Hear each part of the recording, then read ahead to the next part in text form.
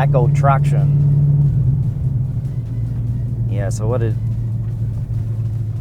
we even get a peak? 0.9? Yeah, that's really bad. I feel like this thing's gonna struggle. Yeah. Compared to the Link. Yeah, I don't think it's gonna get very many G-force because it just, maybe it'll be a little bit better this time.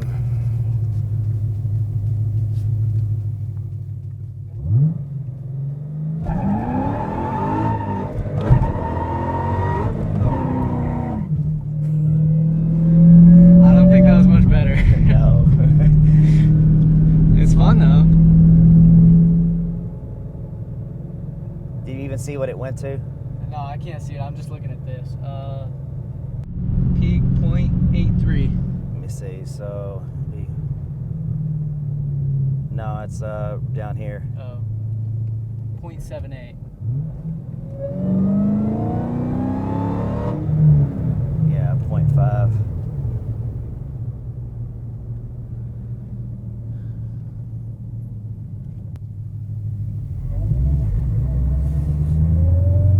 Let me try something here. Just see what it goes to. Ready? We're gonna look at this number down here. All right.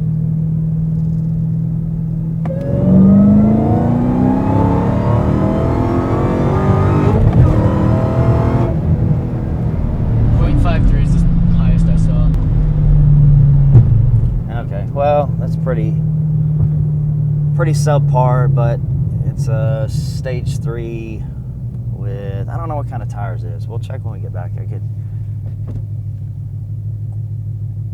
don't remember what it was before I did the second one. I was like, well, maybe it'll get a little bit better when the tires are hot, but I don't think so.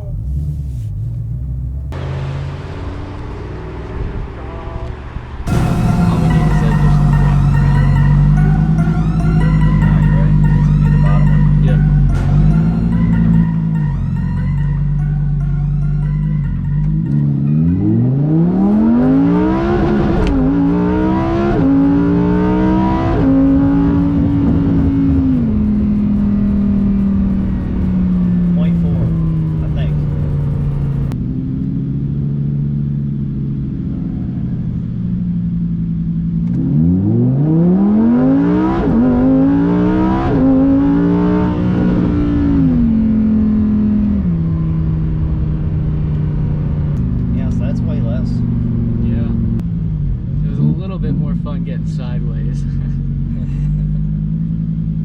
He's filming.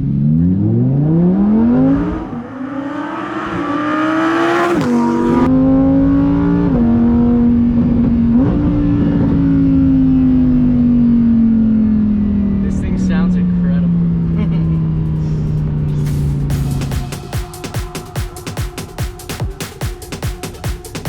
This thing is it's a beast. Oh yeah, for sure.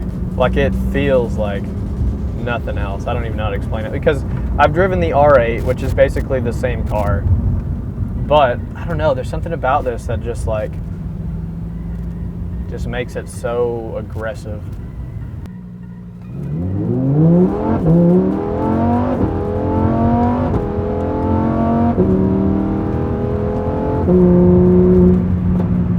Woo! That blowback is sick. Oh, that's so beefy. Okay, so I got 0.8. I wasn't really looking, I'm not gonna lie. Yeah, I don't know if, like, I got 0.8. That's gonna be hard to tell. 0.8 is not a bad number at all. No, I mean, that's what we got. Yeah, 0.8 is what I saw. I'll look at it again. We'll do some more launches, but 0.8 is what I saw. Brenton definitely pushed it more. Like, took it further or what? Just like, he was shifting at higher RPMs. He was getting he was getting the rev range up there more. And I don't know, I felt it's just not as fun as a stick shift Hellcat. It's just not as fun. I mean, it's fun. It's faster. This is definitely faster, I feel like, but it's just not as fun. All right, let's try another one. I'll let it rev out a little bit higher. That's probably my bad. All right, round 2.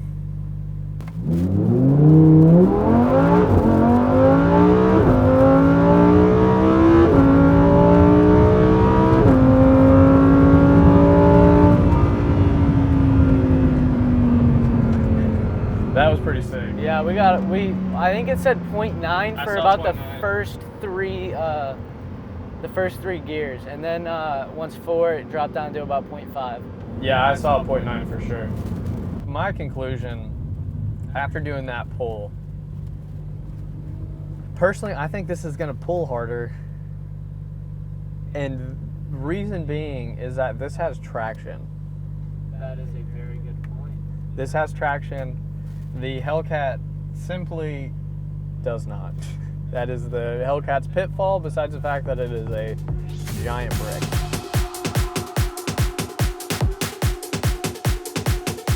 Now we are in the Hellcat land yacht boat Red eye. Red Eye.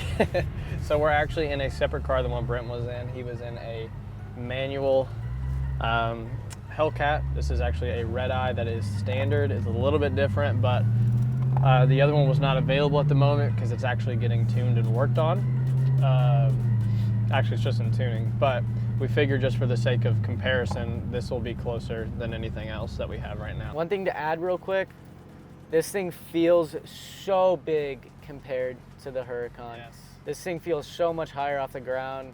Well, it is, but it just, you could definitely feel the difference. Yeah, like you're higher up for sure. Like it's funny because it's a car, but I feel like I'm sitting in a semi compared to what I was. Yeah. So I mean, this thing is pretty big, bouncy. It's more comfortable. It is definitely more comfortable. Way softer suspension. Yeah, softer Insane. suspension, which you're gonna be thankful for if you decide to daily, because I can tell you that that Huracan's not gonna be super fun to daily if you're got super stiff suspension all the time, especially in Corsa. Corsa would drive me nuts if I were driving on my own all the time, sitting at lights and stuff. There's no way I'd ever do that. But like we said when we were in that car, compared to other supercars, that suspension is very comfortable. Yeah, absolutely. What we'll do is we'll do a pull. We got the G-force meter up here if you guys didn't see. And we're just gonna see how it does. We're gonna see when it gets traction. I'm gonna try to pay attention for that. We're going a little bit off-road right now, but I couldn't have done that in the Huracan. So we're gonna see when this thing kind of picks up traction. We're gonna do a full stop and go, a dig, because that's what we did with the Huracan. I'm not gonna use launch control because I didn't use launch control in the Huracan. I probably could have, should have, and would have if I would have known. So Shoulda, coulda, woulda. shoulda, coulda, woulda. All right, let's do this. Round one.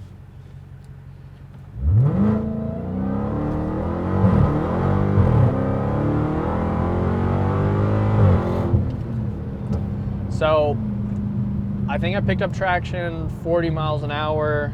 It says it pulled at around 5, half a G. It looked like it went a little bit over half of a G.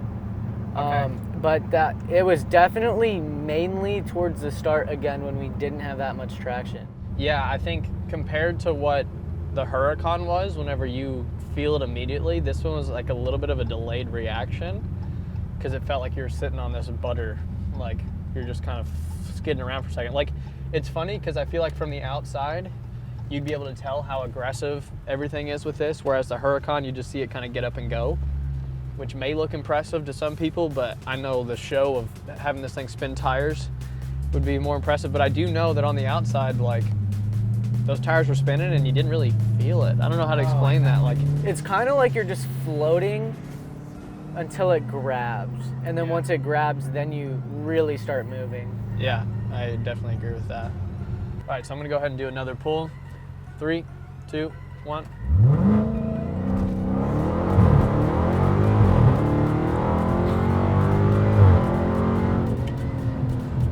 That time it was a little bit different. It pulled the same amount. We peaked at the same amount, but that one took a little bit longer to get to peak. Yeah, I think that one was a little bit more squirrely though. I agree with I think we kicked out a little bit further right. we probably did. I think there was a little bit more of a kick. Still fun for sure. But I definitely think the Huracan, with you sitting as low as you do in the Huracan, there's a sense of speed, of course. This is a rear-wheel drive car. The Huracan is an all-wheel drive car.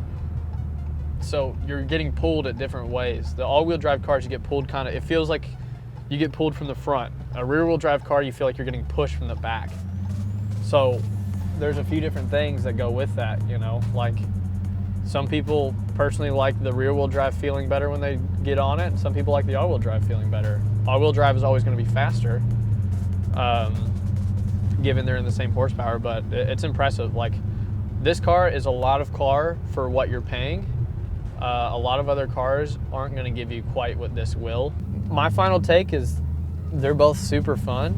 The Huracan is definitely going to dig a little bit more. A lot of people I think would choose the Huracan over this, but if you're not in it for that, you know, if you're in this because you want a nice, comfortable car to drive that's fast and still really freaking fun, like, Hellcat's the way to go.